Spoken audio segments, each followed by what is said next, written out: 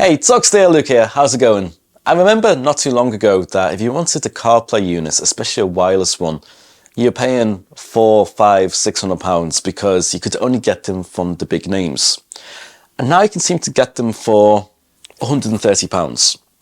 The question is, how good of a unit are you getting for that money? So after reviewing the Atoto head unit a couple of weeks ago on my Alfa Romeo, which cost around £200, this company called Eonon, I'm hoping I'm pronouncing that right, contacted me and asked would I like to review one of their products. And when I seen what they had for £130, I was very, very curious. So they sent this out to me free of charge, and I am leaving an affiliate link in the description below, but they're not paying me a penny to say anything on this review. So with that out the way, I actually just want to see, can you actually make a good head unit for so little money? When I look at the feature set on this head unit, it seems too good to be true, to be honest. We've got wireless CarPlay, wireless Android Auto, an advanced ESP, so I'm assuming that means it's got the equalizers in there, it's got time delay functions, crossover, all that type of stuff. It's got QLED screen and a Toshiba amplifier. That's a hell of a feature set for that price point. So, first thing as well is that I love is the look of this head unit. It looks really nice. There is nice plastics on there. Buttons are all sturdy, nothing wobbles. And it's nice to have physical buttons, by the way, not these crappy touch-sensitive things. As well as a USB-C fast charging port and a USB Type-A and an auxiliary input at the front. Nice feature set, as well as the little microphone at the front. So I like that. That's all good. Moving on to the back, there is, again, a decent amount of ports. It doesn't have, by the look of it, lots of pre-outs, but at this kind of price point, I would expect that. But it does have a subwoofer output if you want to do that. It's got a hardwired USB Type-A, which I'm assuming is for wired CarPlay, as well as an aerial input, a microphone input for an external mic, as well as the power connectors there as well. In the box, you're going to get an ISO connector, which is really nice to see. It's not just cut wires they have to join yourself, so that's really cool. As well as a backup camera, which again, very surprising for the money. Microphone, and just a couple of little bits like the manual and such. Things you don't get though is a double DIN cage, which I would really like to see, even if there's a few pounds more. So I've had to buy that separately for the car. And today we're going to be installing this on my mum's 2011 Peugeot Partner, taking it from a single DIN install to a double DIN.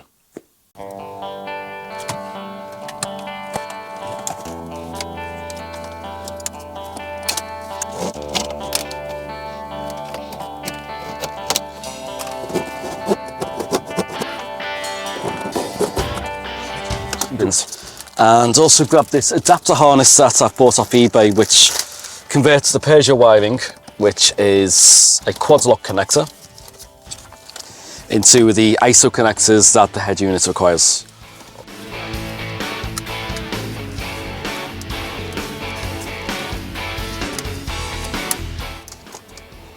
Well, there we go guys, we've got power. Let's see what it's like.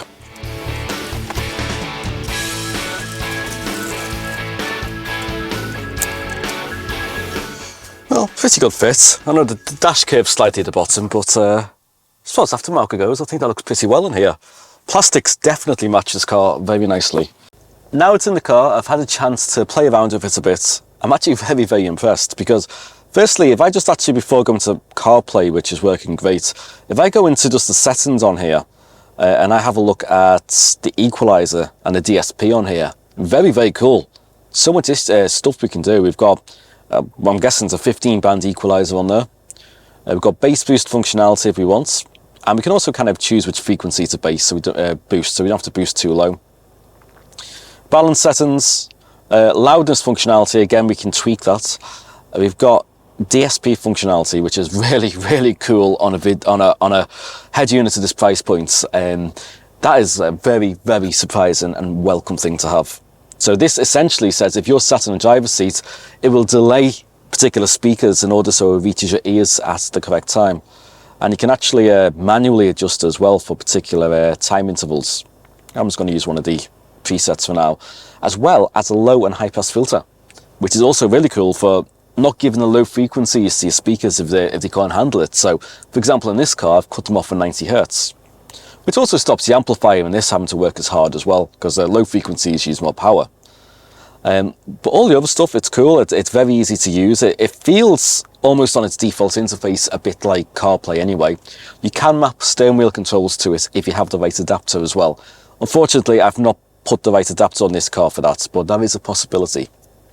So it looks a bit like an Android unit, but it's actually running Linux. The home screen is very, very crisp and clear. I like that. It's very nice. There's not too many options on here, which is actually pretty cool. So unlike the Android head units, you're not bombarded with having to log into stuff, and it's just crisp and clean out the box. So if you have this simple installation, this is a bit better.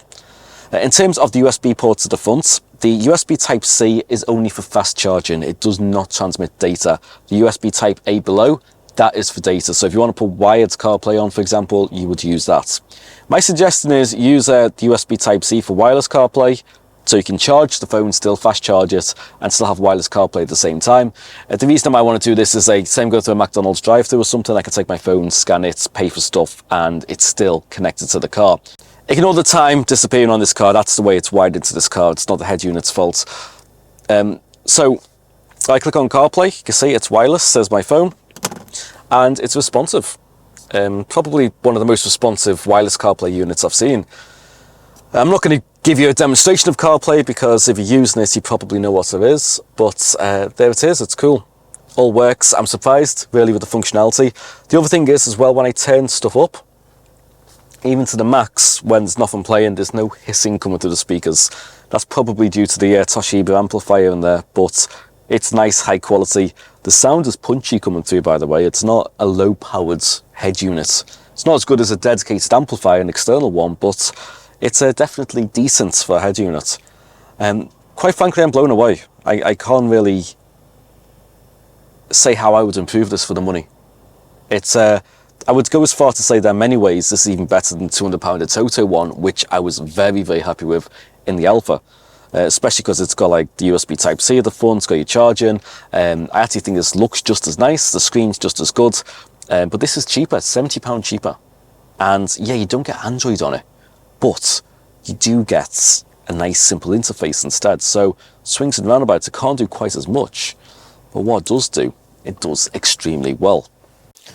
Well, there we go, guys. And I've got to say, I am very impressed with how that turned out. It really did exceed my expectations. I thought it was going to be one of those products you get from the spec sheet and then you get to in person and the specs look great and the overall experience is subpar. That really wasn't the case. This absolutely delivered on everything it said. It sounded good with that Toshiba amplifier in there. There was no hiss coming through it. The screen was responsive. I didn't see any dead zones. Wireless CarPlay worked well. It's got that DSP in there, so you can really tweak your audio settings. So that and the wireless CarPlay, they're killer features for me then. If I was going to level a couple of minute criticisms at it, first one I would say is the USB Type-C port.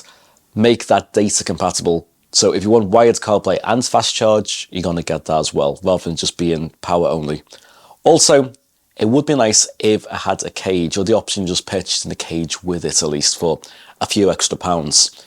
That being said, the Toto head unit I looked at also didn't have a cage, so it's not like these are the only ones not doing that. But apart from that, I would say if you're looking for head units in the £100 to £150 category, stop looking. That one has got pretty much everything you need and nothing you don't. It doesn't have those extra features that only 5% of people are going to use. It's got the features most people are going to want. And that's basically what sums that up. It's a fantastic balance between quality, performance and price. So if you want to buy one for yourself, there is an affiliate link in the description below, but that does not influence my decision and thoughts on the feedback I give to you guys. But if you want to buy it, there is a link there. Until then, thank you for watching, see you soon, and as always, take care.